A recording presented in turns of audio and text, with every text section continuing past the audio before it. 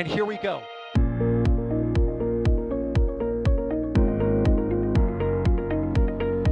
There's the W. Here's ignition. Roger, roll, Atlantic. Doubling up. Did it just do a Kerbal? Back to the moon and beyond. Put that in the big bag, Jingle. Back at home, we all have a lot of work to do, but from here, it sure looks like a perfect world. Propulsion continues to be normal. We did have an observation. Liquidation. 343 unfolds to go. It's orange. Water towers can fly!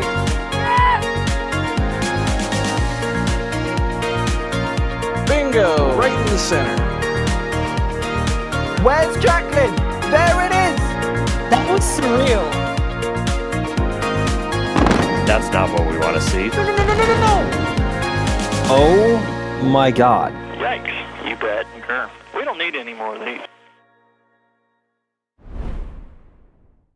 Good early morning. You are taking a live look right now at Space Launch Complex 40 at the Cape Canaveral Space Force Station in Florida, where SpaceX is getting ready to launch another batch of Starlink V2 mini satellites. This one is Starlink 6-103. I am Sawyer Rosenstein, and I will be your host for this broadcast tonight. And of course, as always, I am not alone. Joining me in the field on commentary and on cameras is Mr. Max Evans. Max, how's it going? Good morning, everybody. And yes, Sawyer, it is a very early morning tonight because the launch window goes from our favorite hours, the 12 a.m. to 4 a.m. Starlink windows. These late night Starlinks do be hitting different, and tonight is certainly no exception to that rule. But we are always excited to be here and see if Falcon 9 can indeed get off the ground tonight. That's what we are hoping for, that is for sure. But we will find out, and we'll talk about the reason that we're so far into the window, of course, weather being a main concern. But I need to acknowledge something rare here, acknowledge the producers who are with us tonight, and that is Carson Phillips, who is pushing the buttons and pulling the levers. And as always, if you have any questions, you can tag us at NASA Spaceflight or at NSF. We will do our best to answer as many of your questions as we can, including already people saying, wait, this is just a Starlink? You're right. This is not your ordinary Starlink launch. And of course, we'll get into the details on that too. In fact, why don't we get right into those? Tonight, you can see on your screen there, 29 Starlink V2 mini satellites are loaded up atop that Falcon 9 rocket on your screen with the traditional Group 6 that we're used to seeing with the southeasterly trajectory. Basically, if you've seen the Group 6 missions, you kind of get the routine at this point. But in terms of SpaceX numbers, this is a fun one. We're into that group again. Remember the 500s where it was the 500th everything? Well, we've reached that now with the 600s. So this will be the 600th orbital launch attempt of Falcon 9. I know the numbers get all weird with that, but that excludes AMOS 6, and that excludes the in-flight abort test. It does include CRS-7 because it was planned to be an orbital flight. So a nice round number there, in addition to the 628th overall, 19th of the year for SpaceX, 36th on leaving Earth so far this year. A pretty good streak for Falcon 9 so far. I won't say any more than that. 307th launch already for SpaceX from the busiest launch pad in the world here. And hopefully, the 231st successful landing of a Falcon 9 booster. Of course, landing tonight, as you see there, on a Shortfall of Gravitas, located about 500 kilometers downrange for recovery.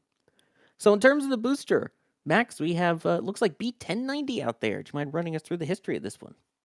Yeah, still a relatively young booster by the looks of things. 1090 being this only its 10th flight currently on its flight history up to this point, which has consisted of SES 03B mPOWER E, Crew 10, Bandwagon 3, mPOWER D, CRS 33, and only 4 previous Starlink missions. So compared to a lot of the other boosters in the Falcon 9 first stage fleet, especially here on the east coast of Florida, it is still a youngster now, I guess, beginning to enter the middle ages, I guess, for what we have come to know with booster flight history and flight cadence so far.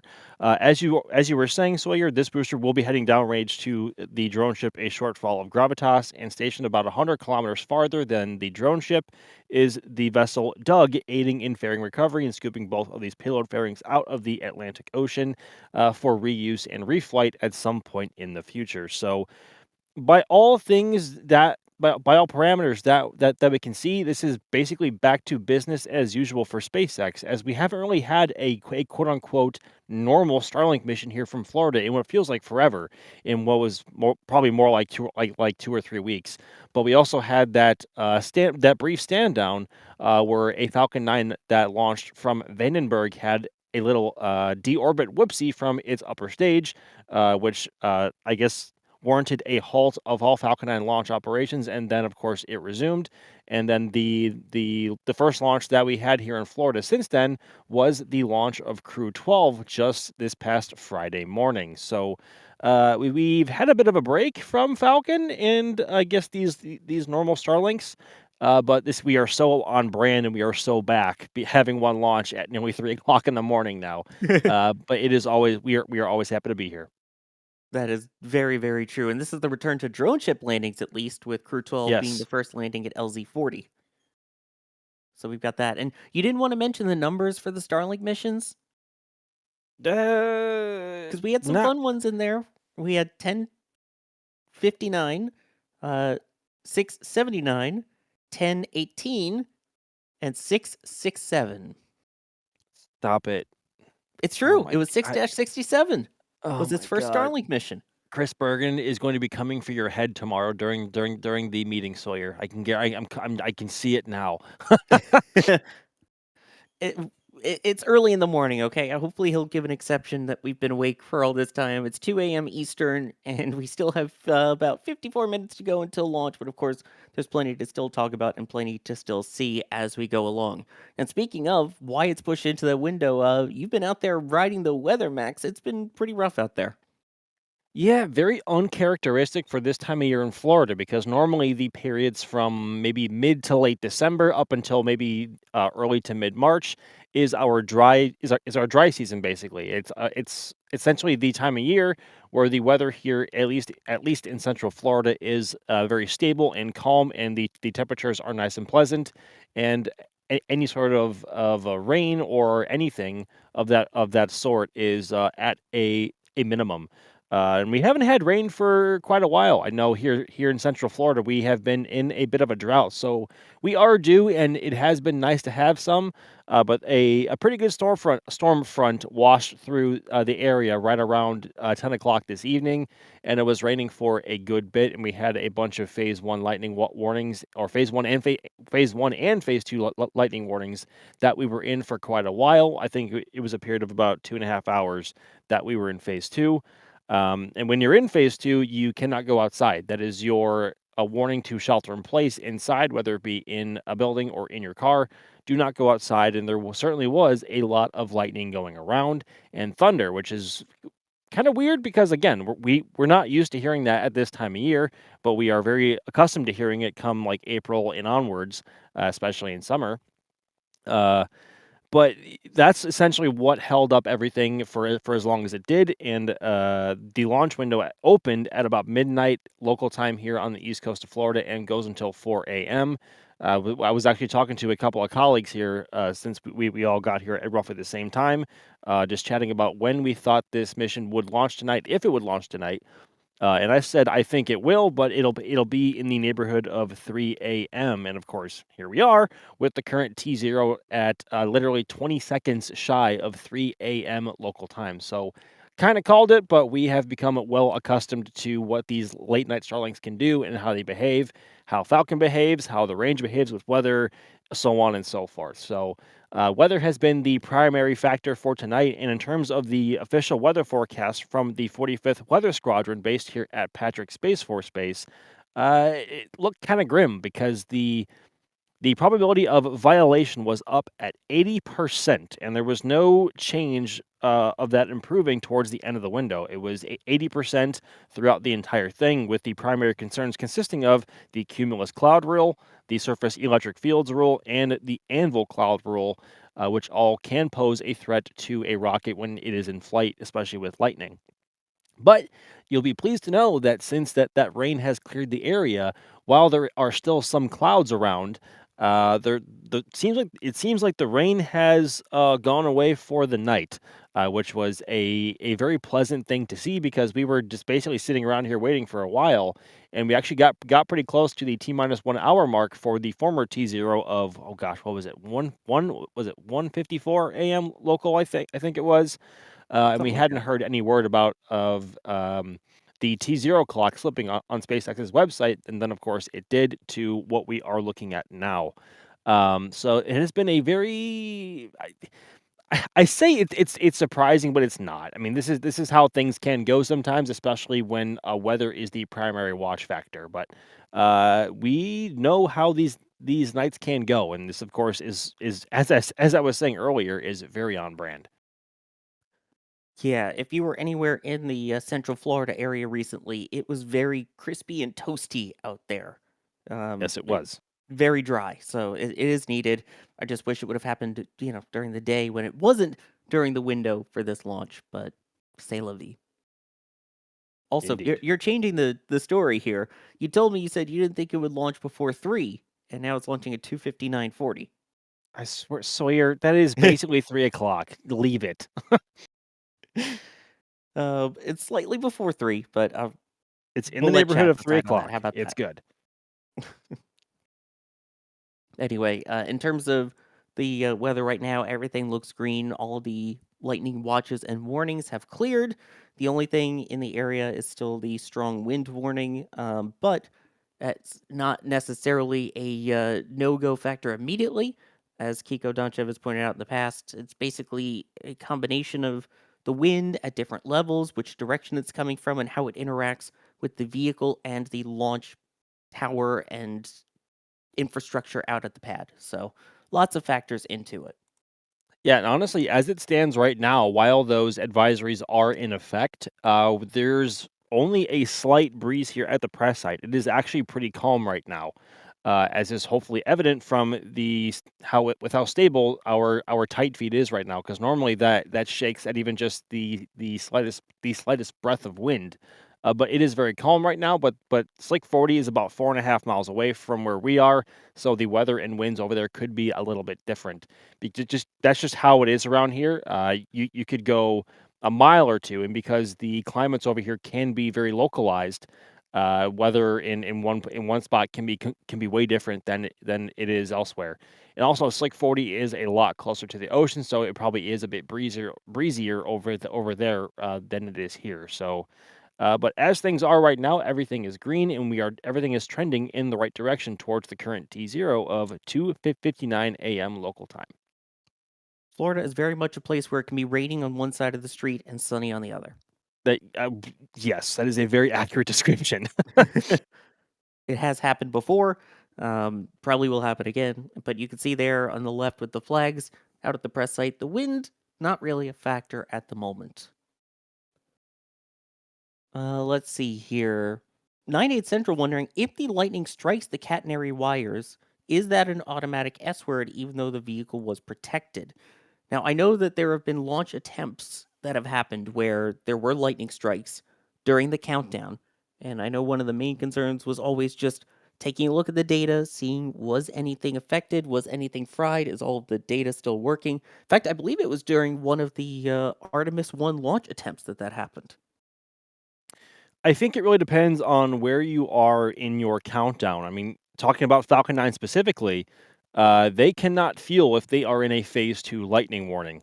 I believe they can in a phase 1, but if they are in a phase 2, which is when a lightning strike has been detected within a 10-mile radius of the either the launch pad, or I think it's a general radius around the area of a set of launch pads. Um, that would be that would absolutely, stand oh my gosh, I can't talk. That would mean that would call for a stand down immediately, because the last thing you wanna have happen is your rocket that is full of very, very combustible propellants, be struck with, lightning, and that could just cause a massive nightmare and headaches for a bunch of people. Now, it's different with other rockets like Atlas and Vulcan and SLS. where their prop load times transition over hours. And of course, if you are in a phase 2, you need to be very careful. I think at that point you would either need to halt operations or detank it completely. I believe I could be completely wrong on that front. I know our Artemis one was a while ago, and weather hasn't really been a factor in, or at least lightning hasn't been a factor in terms of wet dress rehearsals and prop load with Artemis 2 so far. But of course, the farther into the year it pushes, the odds of that become even greater. So, hoping that it doesn't push much farther, we should have a second wet dress rehearsal coming up somewhat soon. We are still waiting official word on that front. But lightning in the area of your rocket when there is fuel around is absolutely a no-go, and there are many there are many procedures in place to minimize that risk, or to, oh goodness gracious, how do I even word this? There are many procedures in place to avoid that circumstance as much as possible. But given how fast the weather can change here in Florida, that is sometimes unavoidable. And they, of course, if they are in a phase 2, that they cannot fuel. And we were in a phase 2 for a long time tonight, but that has since obviously been cleared, and we should be getting towards prop load starting here in roughly 10 minutes. Right, and I think it's also different, as you pointed out, with Falcon 9, which has that load and go procedure. I think for Artemis 1, it was prior to fueling, which happens 6 hours before launch, where Yep. there was a lightning strike on or near the pad, and they still proceeded at that point. So it really comes down to the rocket, the conditions, and when it happens. So if it were to happen now, it'd be a different story than if it happened, say, 3, 4 hours ago. Um, And here's a question from Mr. PC Scrapper wondering, what are the rules for noise disturbances at these early morning launches? I'm sure many people are going to be woken up by the rocket. That's kind of become a normal occurrence at this point along the Space Coast, is being woken up to the rumble of a rocket. I was talking with our own Julia Bergeron the other night, who's basically saying, you go to sleep, you wake up, what's that? Oh, SpaceX is launching in. You go back to sleep for certain launches. I don't know, Max, as someone who's over there on the Space Coast regularly, is it really that much of a disturbance? Has it been complaints from people? Um, I also live very, very close to the space center, and I have been in bed before when they have launched. I have slept through one before, and I have also been woken up by two or three before. But honestly, it's just like a consistent low thunder. It isn't anything super shocking or um super intrusive, I guess, is a good way to put it, but maybe I'm just biased. But in terms of just noise abatement here in general, for Falcon 9 and most other rockets here, there isn't much of a factor at play, at least for launch. There are separate advisories sent out whenever the booster is coming back to LZ1 or 2 and now landing zone 40, because sonic booms are much more intrusive and much more shocking to hear than the rumble of 9 Merlin 1D engines at liftoff, especially the farther away you get from the launch pad. There are warnings that go out whenever the booster is coming back, to make sure that the public is as aware as possible that these 2 or 3 booms that you hear very suddenly are not a sign of anything going wrong. It is just the sign of normal Falcon 9 operations when the booster is coming back home over here. Um, there have been a few hearings when it comes to Starship, though, in the FAA, because as we know by now, Starship is much louder and has a much more intense sound than any other rocket that has ever flown before. And those of us who have seen Starship from close and afar can absolutely attest to that. And there were a couple of public hearings from the FAA where the public could submit their own feedback and concerns about what could be coming, or what I guess now is coming, because Starship is coming here. So, yeah, there have been concerns and conversations about it, especially with how common it's become, especially with Falcon 9. But Starship is aiming to have a cadence similar, if not higher, than what Falcon 9 is doing now at some point in the future, maybe in about 3, 4, 5, 6 years. And that will be a much bigger talking point, especially for all the locals here. And of course, with the booster coming back, you are going to have sonic booms every single time, and also with the ship coming back as well, there will be sonic boom advisories sent out for that as well. So, um, people here are not completely They know what that sounds like. Of course, we can all think back to the space shuttle when it would come back to land at the runway here at the Kennedy Space Center, and those twin sonic booms were something that people actually look forward to, and was a sign of the shuttle coming home. But that was once every 2 to 3 months on average, not once every 2 to 3 days. So, different story here and a much different cadence, but it is an ongoing topic, just like how people who live near airports near airports can complain about noise often. It may become a story or a, a topic of conversation of similar sorts there, but that is still a few years out. I mean, I usually have Falcon 9, white noise ASMR to go to sleep to every night, so I don't know what the problem is. Uh-huh. I know that was shockingly bad, just like the pun on the T-shirt that Carson was showing earlier. We have one, the Four Towers. Wait, they're talking about us. I know, shocking for the lightning protection system. That was at shop.nicespaceflight.com. Subtle there. I like it. Yeah, there is that shirt. The multiple colors, and yes, the lightning in the shape of Florida. I love it. Just saying. I own that shirt, obviously, because of the pun. We are now under 40 minutes, though, until the scheduled launch here of Falcon 9, which means we are starting to get into the nitty gritty of the countdown here. So polling should be underway right now for the go for propellant load. If everyone polls go, then at T-minus 35 minutes, that is when they will start loading up Falcon 9 with its fuel and oxidizer. So for stage 1, that is the RP-1, the rocket propellant 1, which is a refined form of kerosene along with the liquid oxygen. Meanwhile, stage 2 starts off with just the RP-1, and then that will go until about T-minus 20 minutes and 20 seconds when we get the famous 20-minute vent or the LOX chill down. And then at T-minus 16 minutes, that is when we will see the LOX load onto stage 2. So all that's still to come. Hopefully, they will proceed with that propellant load. And if so, at around 32, 31-ish minutes to go, we should hopefully see frost on the booster. So getting close to Frostwatch time. Let me thank some people here, and we'll get to more of your questions. Lords of Random, where's D-Wise? Not out in the field tonight. They have this stream off, but they'll be back, don't worry. Shazbert saying, greetings, space nerds. I'm a little late today. Let's get this candlestick lit and off the ground, and happy Lundi Gras and Mardi Gras to those who celebrate. Fat Monday and Fat Tuesday coming up. Apparently, Lords of Random and Severin were having a conversation through Super Chats. Apparently, Lords of Random saying to Severin, not too bad, you? And then Severin saying, I'm doing great, thanks. Cool. And then Maddie J gifting a red team membership. Thank you very much for doing that.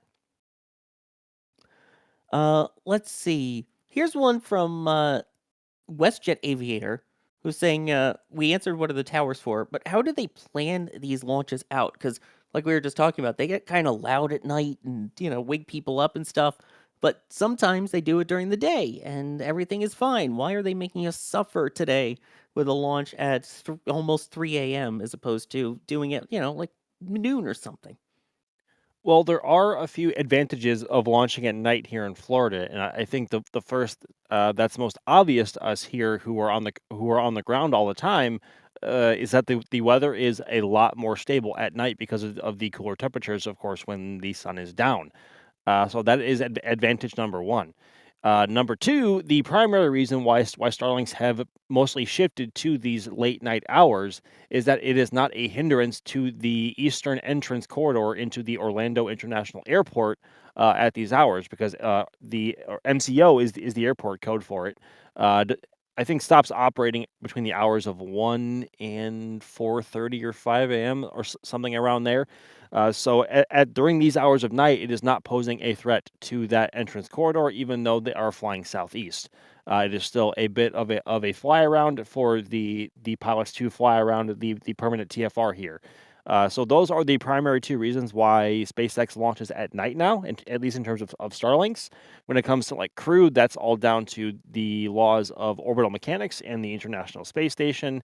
If it's going to a geostationary transfer orbit, it's a lot of the same, depending on where they want the payload to go and how long it's going to take to get there.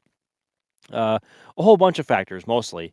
But when it comes to Starlink, they can launch almost whenever they want, but they do have targeted spots within the actual Starlink constellation that they have these sets of satellites going to, and they do their best to find sub windows within the usual 4-hour launch window that they have. And like tonight, it was from midnight local time to 4 a.m. Local time. So those are essentially the main two reasons. There are other factors in there, but I am not an expert on those specifics. But those are the primary two reasons. So that all goes into the planning. And again, these are all part of different shells as well. So different groups of satellites that kind of orbit in these clusters around the Earth. And SpaceX has a bunch of different shells, and usually the groups kind of relate to the shell that they're going into. So that's part of also the planning. So for a Group 6 mission, it may launch, into one shell. Typically, Group 10 launches into the same one. But say something like Vandenberg, which recently has been launching into Group 17, is completely different, and that tends to be more of a polar-esque orbit than the ones that we're used to seeing here from Cape Starlinks. So all comes down to the big idea of where they want all their satellites and when, and as you pointed out, Max, the ability of finding those times to launch it and being the least disruptive as possible. But at the same time, they have a launch coming up on Wednesday, the 18th, that is at 5 p.m., I believe the window opens. So can't always predict it. Although that is a much nicer time of day for us here on the ground.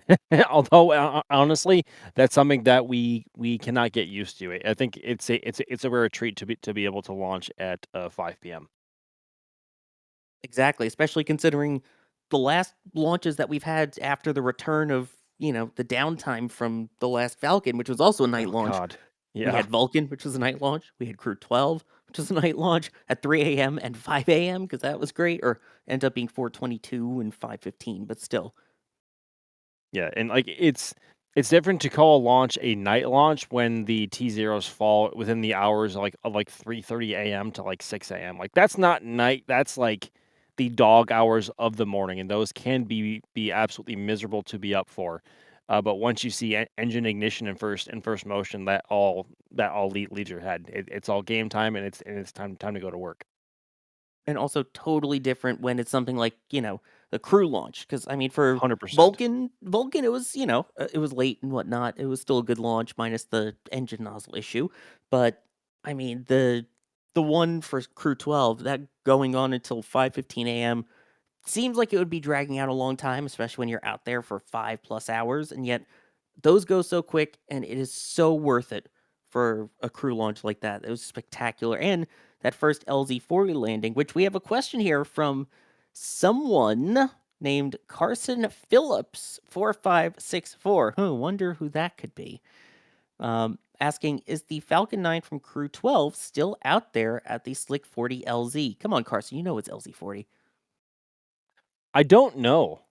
We have not seen it roll by our cameras yet, but we also cannot see the very top of the booster. Oh, weather advisory warning here going off. Let me check. We can hear the... Oops, stage 1 at Lightning Watch has been terminated, which is good news.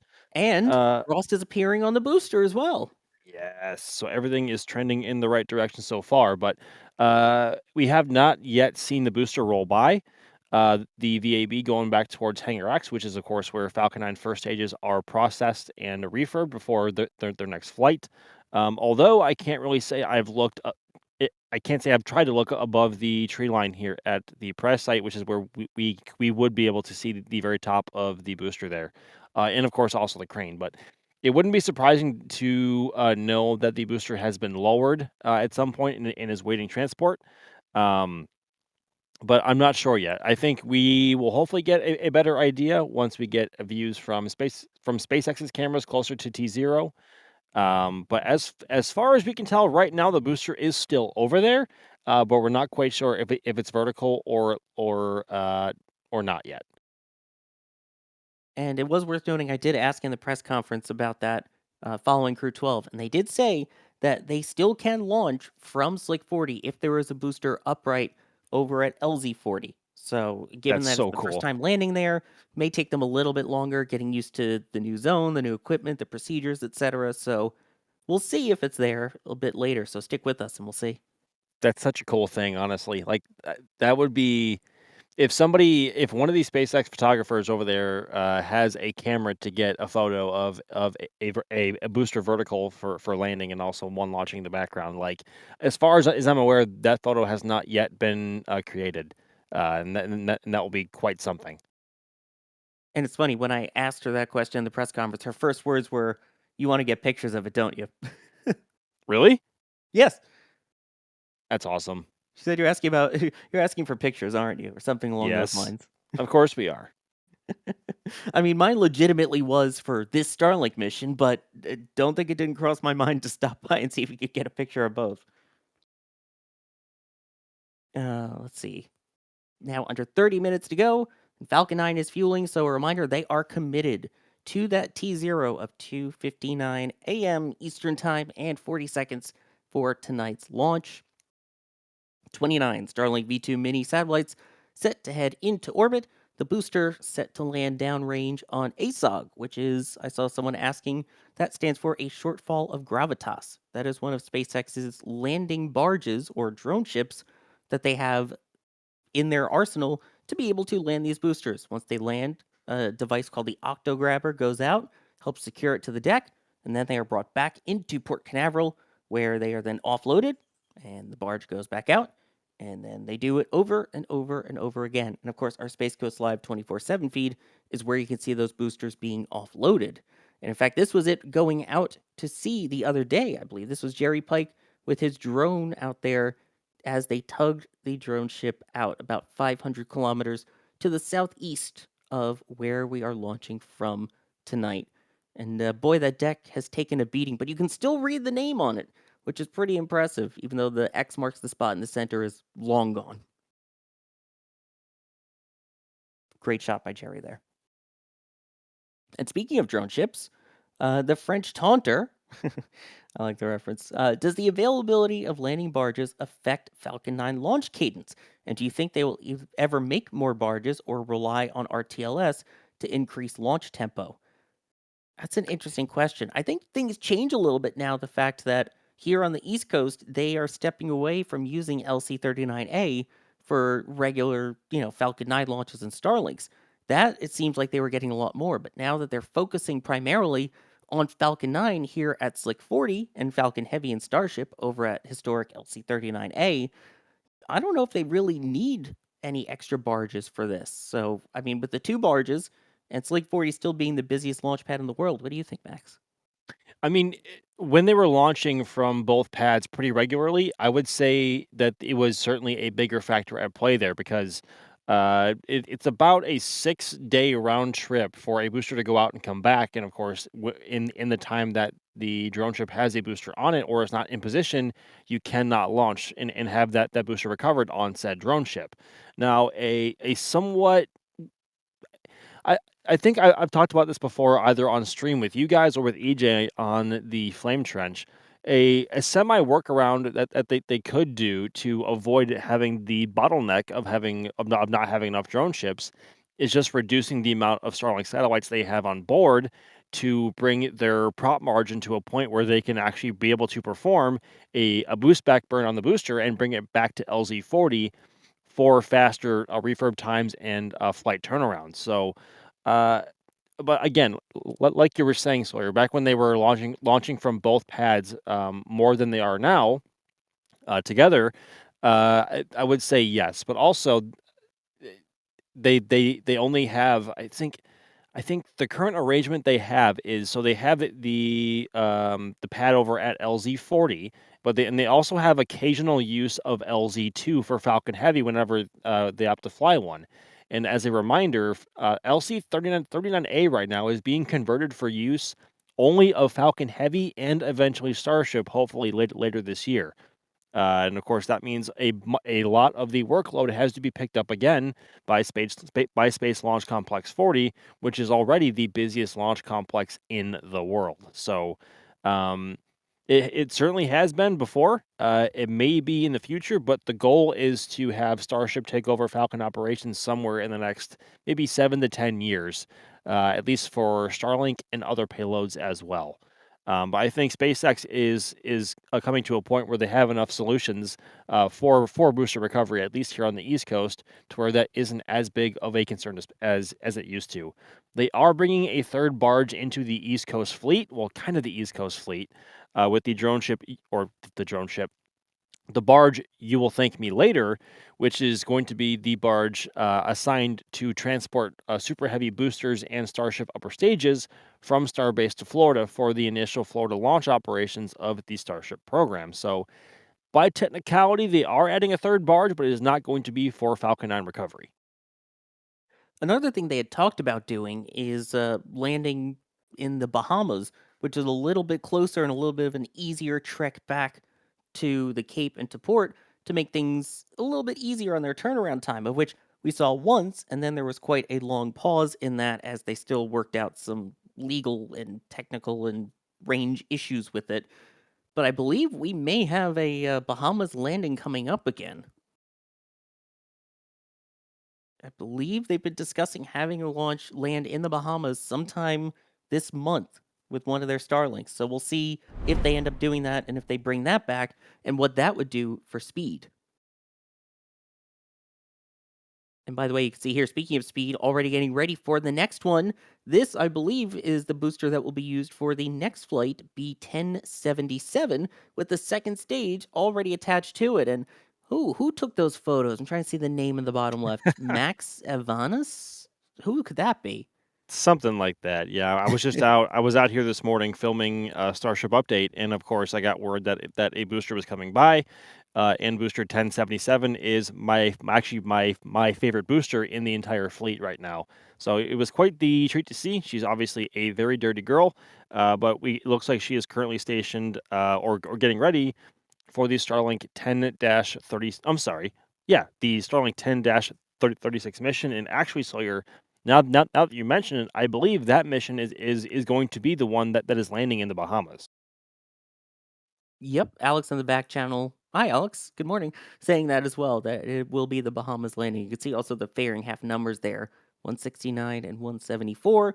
And of course, the 77 on the side being booster 1077.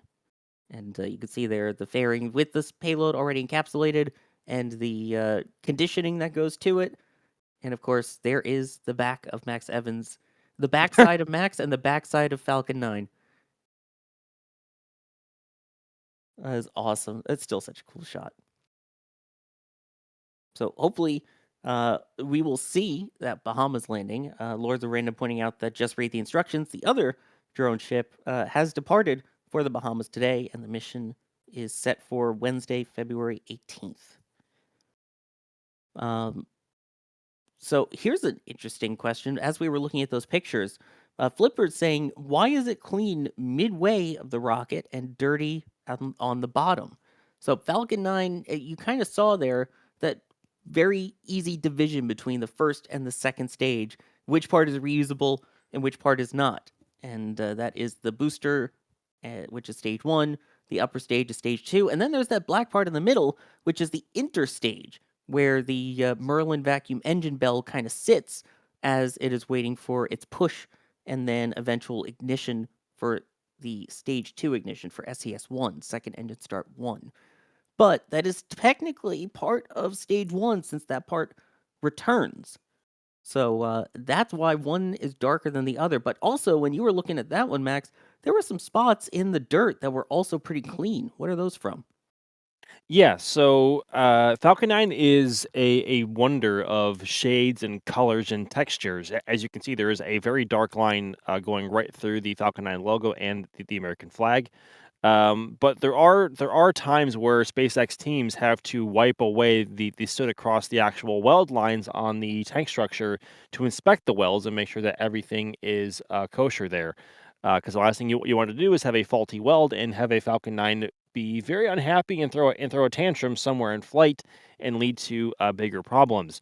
But also, it's worth noting that the RP1 tank, which is on the bottom of the booster, and the LOX tank are also much different shades, and that's because for one reason, the RP1 tank is in direct proximity of the Merlin engines and the soot being tossed overboard by the engines during entry.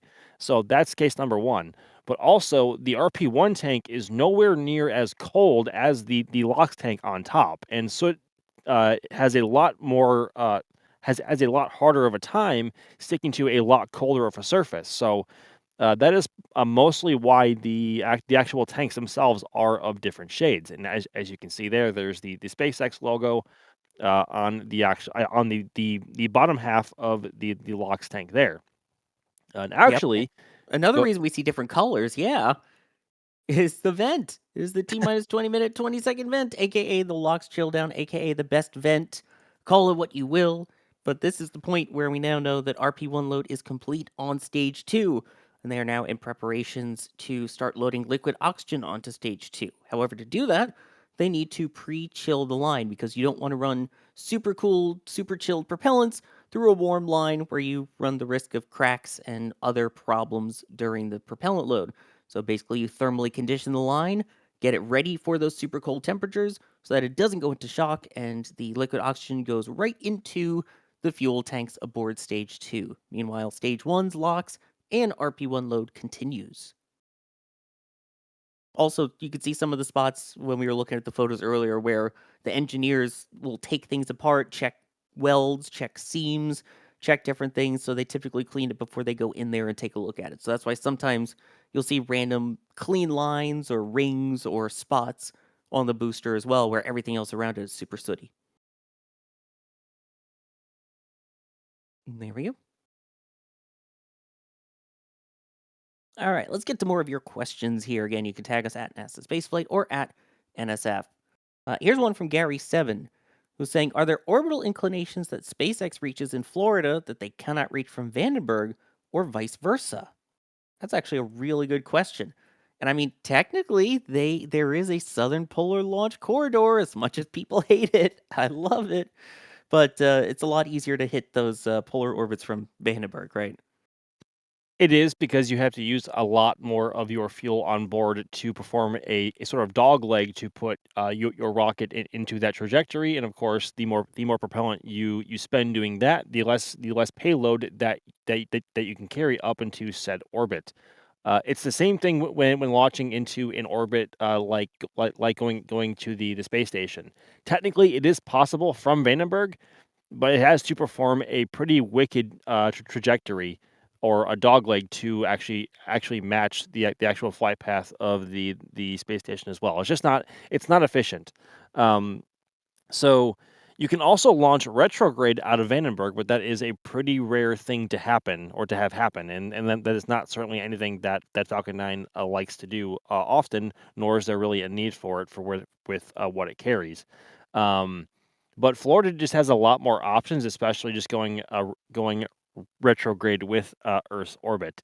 And we just have a lot more options here. Yeah, that is true. I mean, each coast has their specialties with Falcon. I still think East Coast, Best Coast, because you can do polar and equatorial, but at Vandenberg, you run the risk of, with the rotation of the Earth, you want to get that extra boost, and you're going west to east. So that means that you basically want to use that free delta V, that free speed boost when you're going into space. So that's why you typically go west to east, and that's why it's much better from Florida, where there's nothing to the east. But as you're pointing out, if you go due south from where we are here in Florida, then you're flying directly over Miami, which is one of the most populous cities in the state here. And that's usually a bad thing, flying directly over populated areas with a mostly fueled rocket. Yeah. And then Vandenberg, I mean, they still have to do a little bit of a turn to avoid Los Angeles, but less so. And yeah, it's quite the sight. And by the way, for those who don't know, because I've had people ask this, when we say dog leg, have you ever seen a dog's leg when they're sleeping? You know how it's kind of like it goes straight out and then it bends and curves a little bit?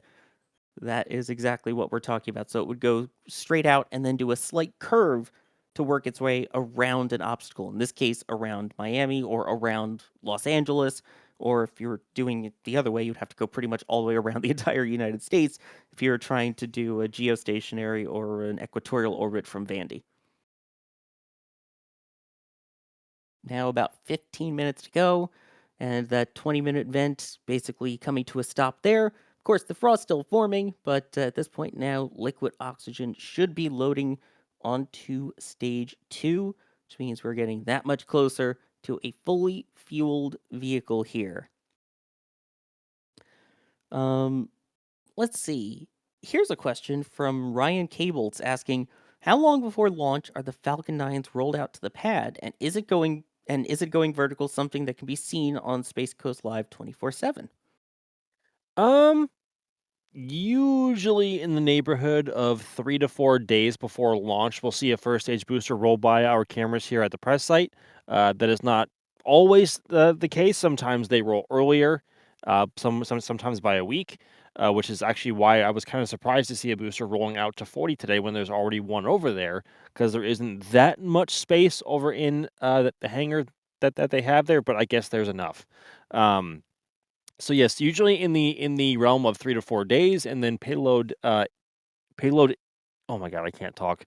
The payload will then be attached to the rocket at around, I want to say, the 1 to 2 day mark, and then usually if oh gosh, what is the time between going vertical and launching minimum? I think it's 3 hours.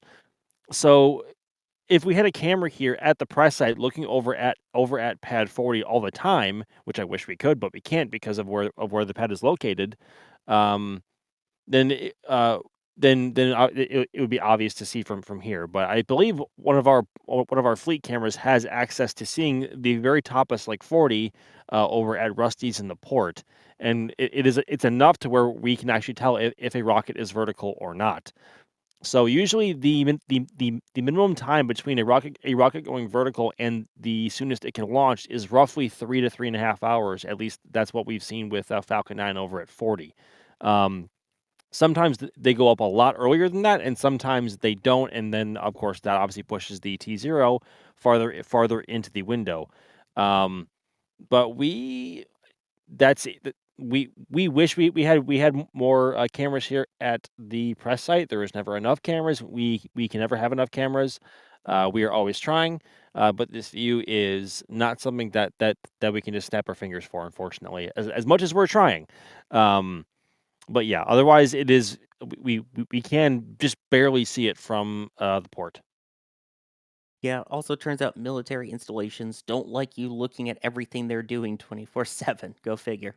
Correct, and that is actually it's something that is taken very seriously.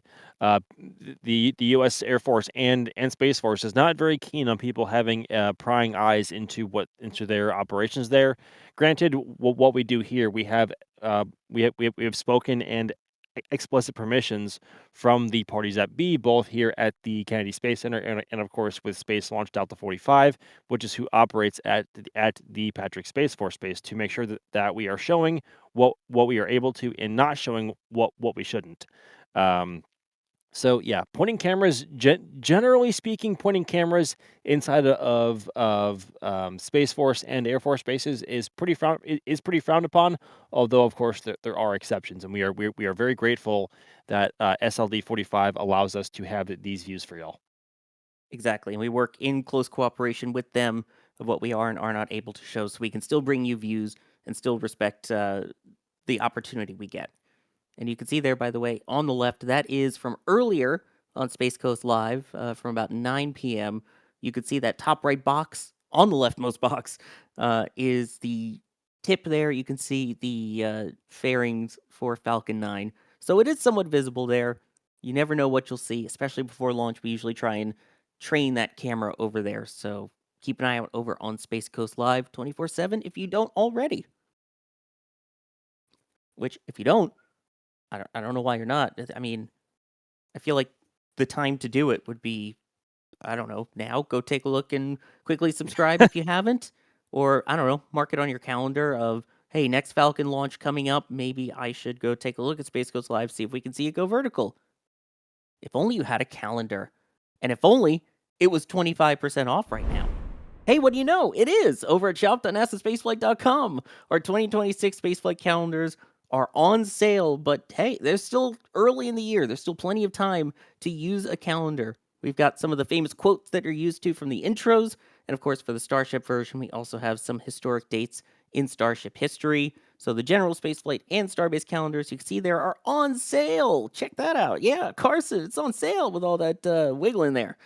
So go ahead and check those out at shop.nasaspaceflight.com. And if you already have a calendar or you're looking for something maybe else to put on your wall, don't forget we also have prints that are available as both metal prints and posters of pretty much all of your favorite vehicles, including Shuttle, Falcon 9, Starship.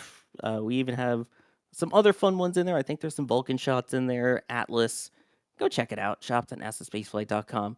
The only thing I don't think we have is the silly rocket, Ares 1X, because who likes that? Anyway, we are now 10 minutes to go, so this is a good time to kind of recap today's mission. This is the Starlink 6-103 mission. You can see Falcon 9 sitting at Space Launch Complex 40 at the Cape Canaveral Space Force Station in Florida, getting ready to launch those 29 Starlink V2 mini satellites into space.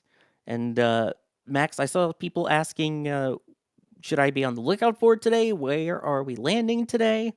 Where are we landing today for this one, and where should people be looking if they want to see it, Max? So Falcon 9 is following a flight path tonight. That is what we have seen mostly with the Starlink Group 6 constellation shell. In other words, it is heading directly southeast as it always has before, at least with the Group 6 shell, heading towards the direction of the Bahamas. So if you are south of Slick 40, say somewhere along Cape Canaveral, Cocoa Beach, Satellite Beach, even going all the way down as far as maybe Miami, as long as the weather is clear, you should have some views of launch tonight. And as you can see on your screen now, here are some of the closures both in the air and at sea for the launch corridor and the landing area for Falcon 9 aboard the drone ship, a Shortfall of Gravitas. So if you are south of the Cape, you should have a great view if you have weather that is cooperating. That is not to say that if you are north of the pad, that you'll have a bad view.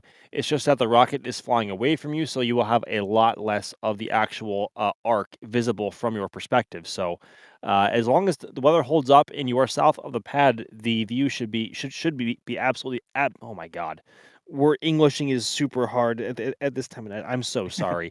If you are south of the pad, you should have a great view tonight. Good grief. Absolutely. And James yeah, Nas again, having a strong call to bondulance. Good lord. but yeah, if you're out west towards the Tampa St. Pete area, you should still get a view. If you are a little bit north, say in like the Daytona area, if you were there for the race and want to maybe see the launch, you'll still be able to see it. So you can definitely go outside and take a look for that. And again, if you do see it, I know I always say this, but I always mean it, especially because the last Crew 12 launch, people were sending in some awesome photos. If you do take photos or videos, please tag us on all of your socials, on X, Facebook, Instagram, Threads, TikTok, Blue Sky, wherever you take it, tag us in it, because I have very much enjoyed seeing all the shots up the east coast of Crew 12. That was really cool. So if you see it tonight, please do. And while you're there, check out the socials. We've got some cool stuff on there, awesome photos, things that are happening. On Facebook, we've got the This Day in Spaceflight stuff, which is really cool. Also about to be really cool are those 9 Merlin 1D engines at the base of Falcon 9, which they are getting ready to do the engine chill down, which I know we talked a little bit about it with the thermal line for the liquid oxygen loading.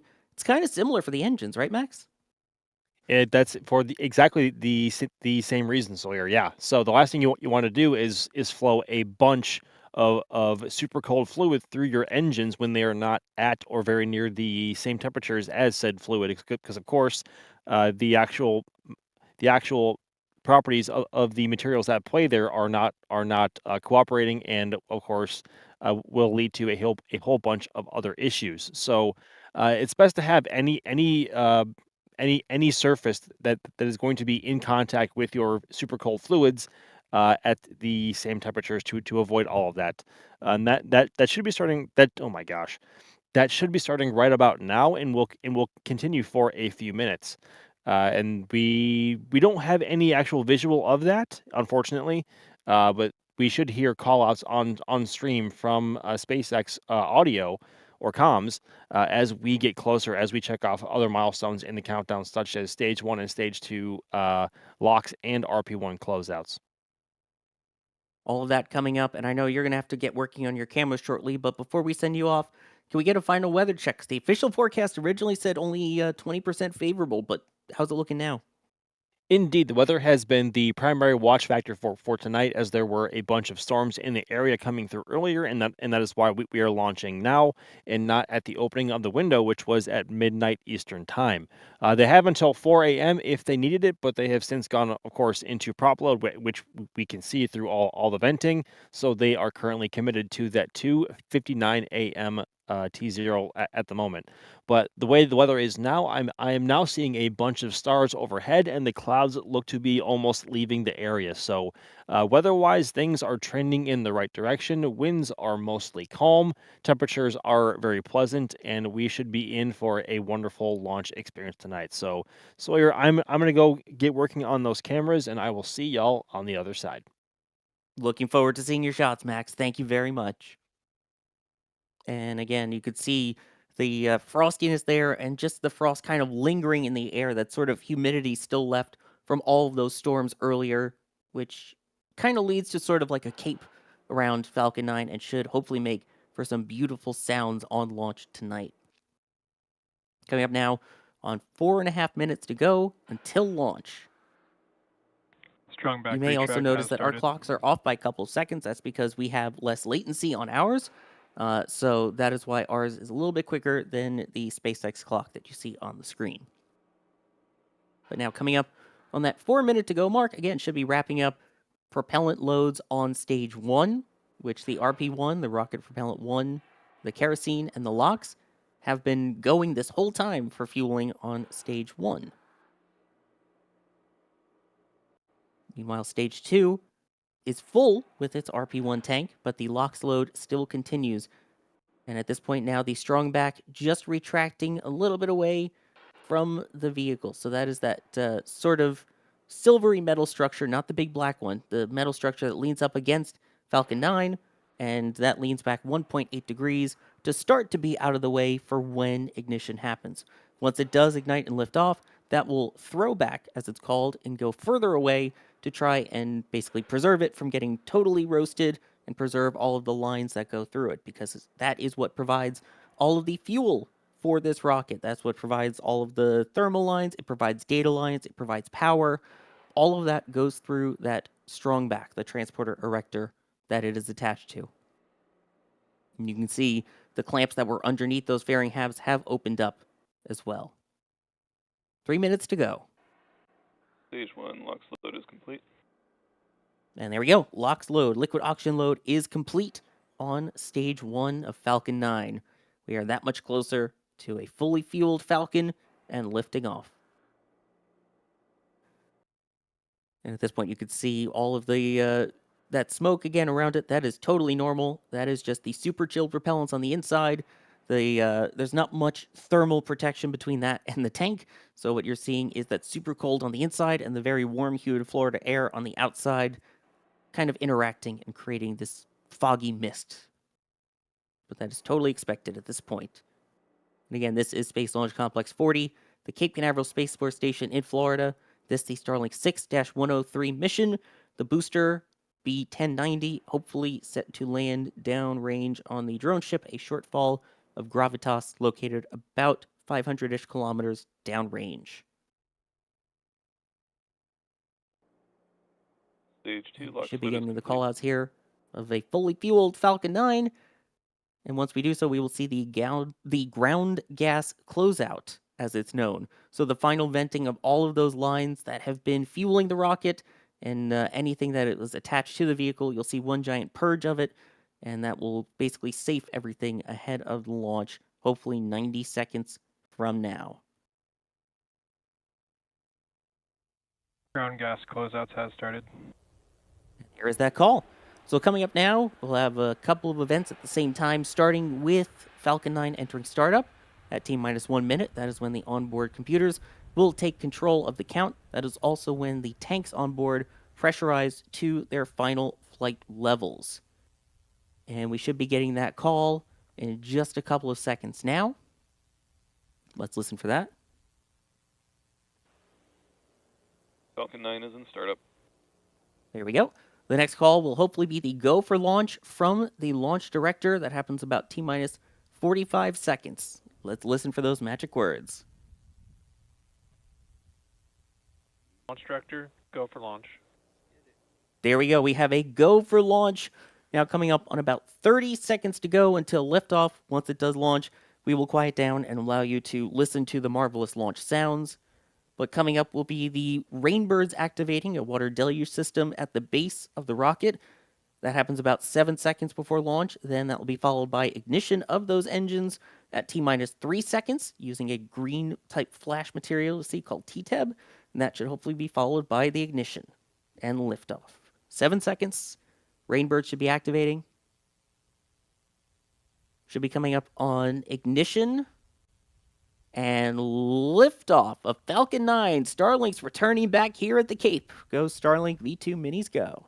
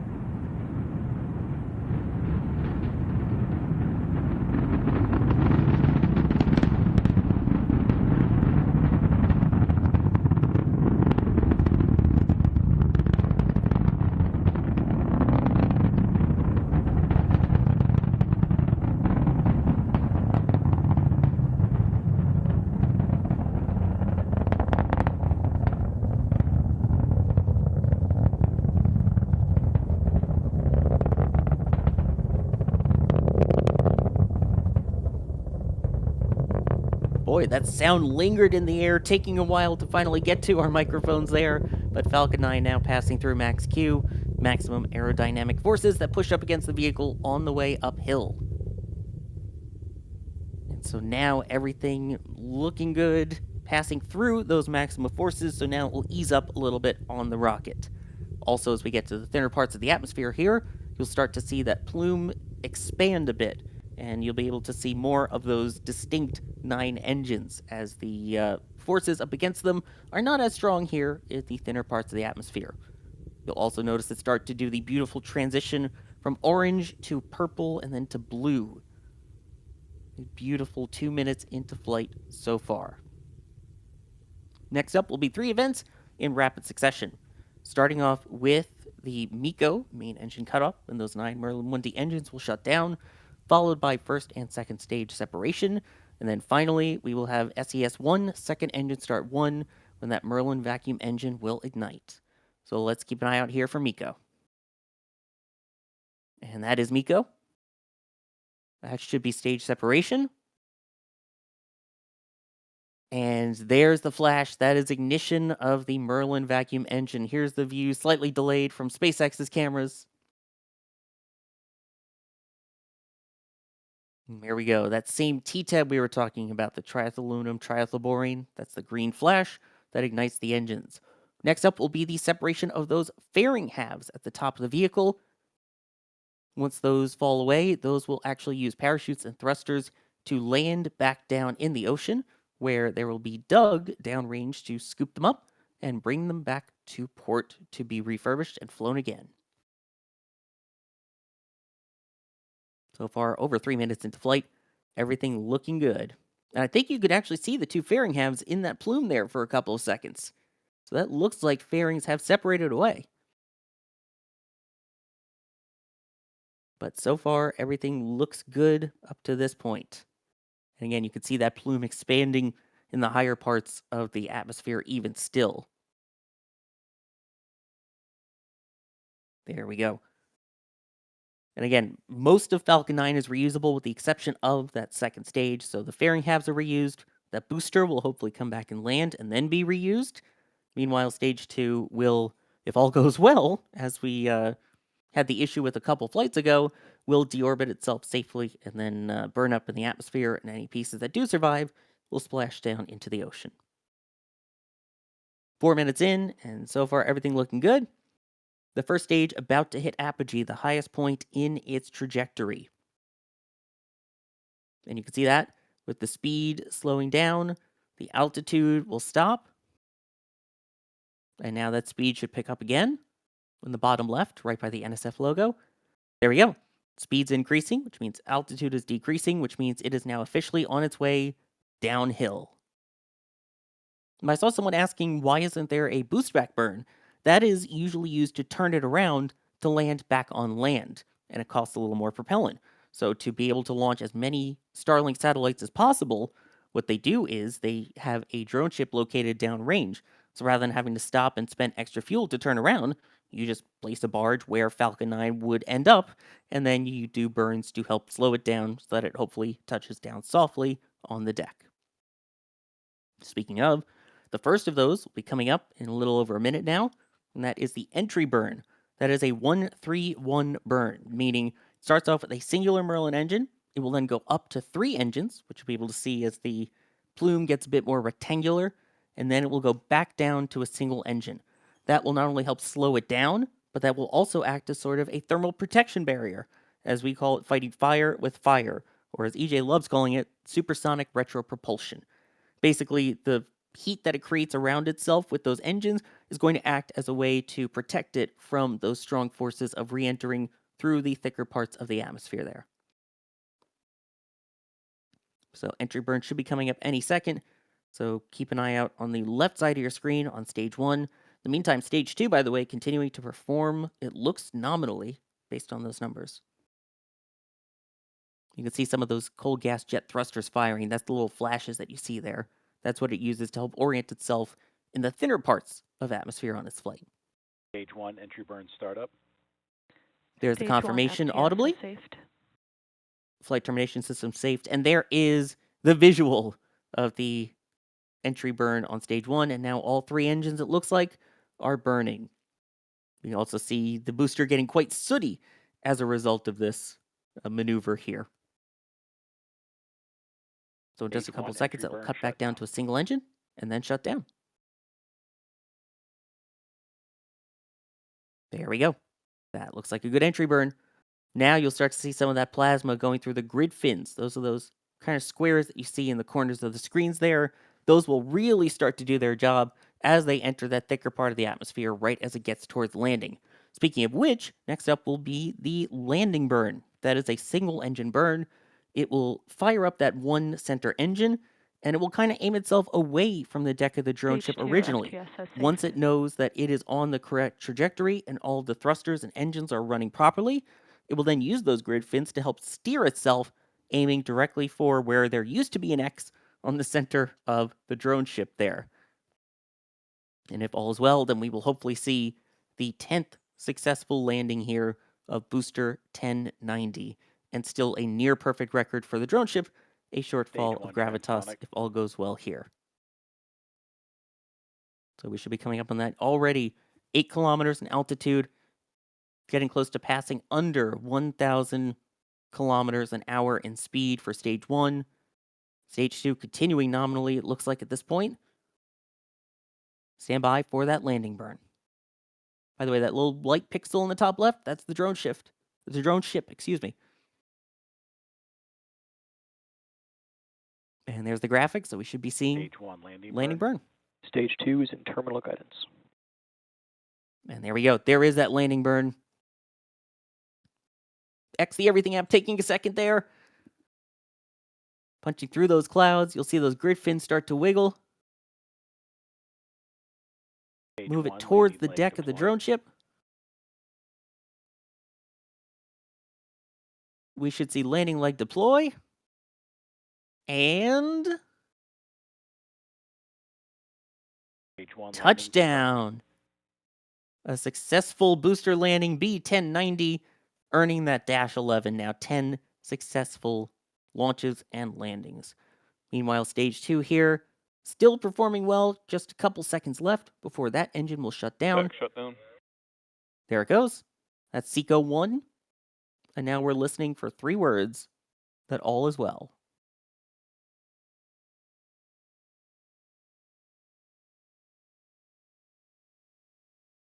Wait for it. We're waiting for it. Nominal orbital insertion is what we're expecting there. But it looks like, based off those numbers, everything doing well. So Falcon 9 Stage 2 doing its job. It does still have one more burn that it will have to do a little bit later, about 50 minutes or so into flight.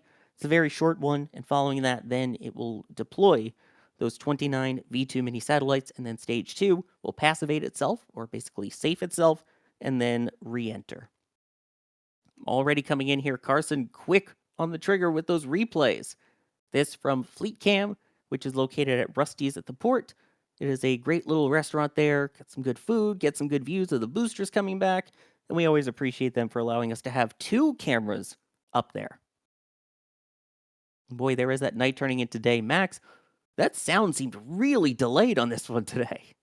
It sure did. I was wondering if my ears were broken for a second. But with how far away we are from the pad, I think one of the main factors that we have to take into account for how long the sound actually takes to get here is wind. And the wind in this case today is coming from the southwest, coming towards the northeast. So in other words, the sound is not being blown toward us. And so that can delay it by around 5 to 10 seconds or so. It's not entirely uncommon, but it does happen. It is also very, very humid tonight, and I mean, there's a whole bunch of other factors that go into it. But yes, it was quite delayed into our audio tonight. Exactly. So people were going, wait, where's the audio? Myself included. It just blame the atmospheric conditions with the wind and the atmosphere and the humidity. It's a lot that goes into it. And that's part of why these launches are so amazing, that you can go to, as many launches as we've all been to, and they'll still have their little nuances, and some of them will sound different. So it's unbelievable. Right, Max? You can go and see 10 launches, and all 10 of them will be slightly different. Yeah, I mean, many of them might be very similar, but again, they will all have their own nuances, and they will all be slightly different in their own ways, which make them all the more memorable. Like tonight, the sound took a long time to get here, and there was also no visual on the entry burn here from the press site as well, which is kind of a bit of a letdown, because normally we can actually see that, and if I can get the camera on it in time, I can bring y'all a view of it. But there must be some clouds downrange blocking the view, because obviously we did not see it here, but we did on stream. Exactly. And in fact, people don't realize all along the trajectory of it towards the southeast, if you have a clear view of the horizon, you will be able to see that entry burn. But talking about the sound, let's listen in just to see how long the delay is, because I'm not talking over any sound right now. Normally I would be. But now let's wait for the sound to finally come in here. Still waiting. Almost there. There it comes.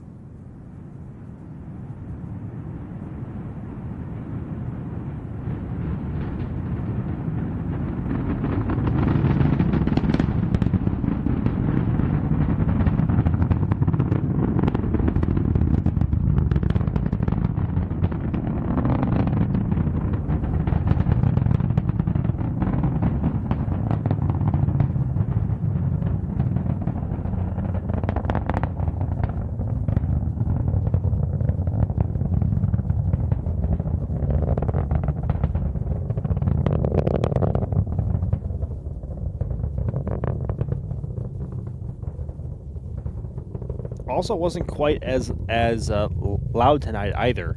Probably for the exact same reason that we talked about earlier with the wind direction. Again, making this launch all the more unique. Yeah. I mean, also a bit spoiled because the last one you saw was from Space Force side, which is about 2-ish miles away.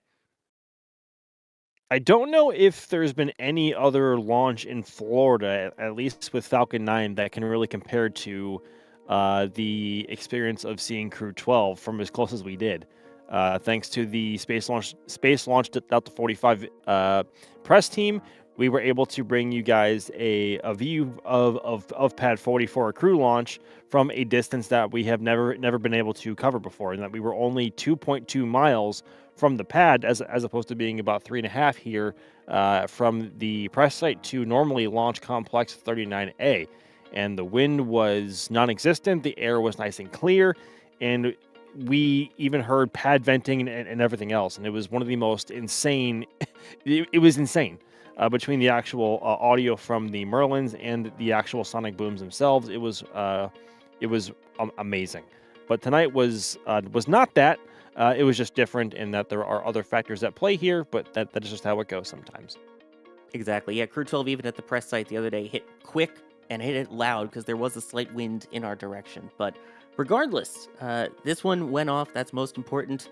The next Florida launch for SpaceX is currently Wednesday, February 18th. And that is set to be the first Bahamas landing in quite a while, and the second ever.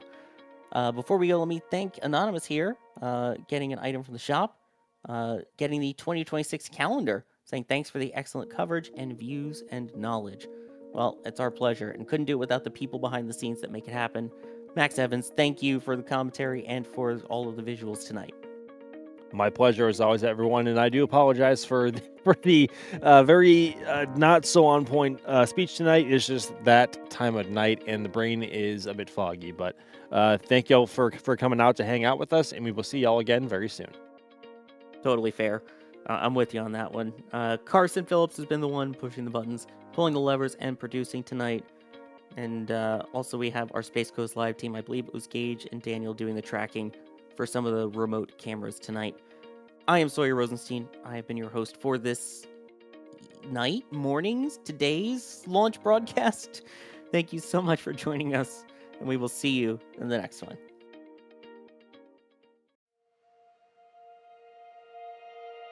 And here we go.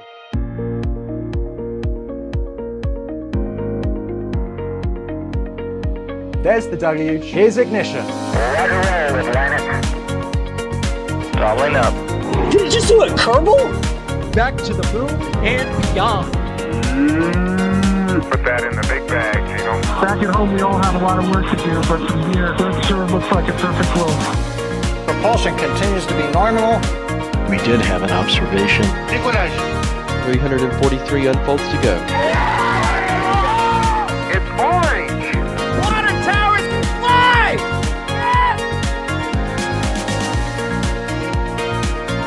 Bingo! Right in the center. Where's Jacqueline? There it is! That was surreal. That's not what we want to see. No! Oh my God. Yikes. You bet. We don't need any more of these.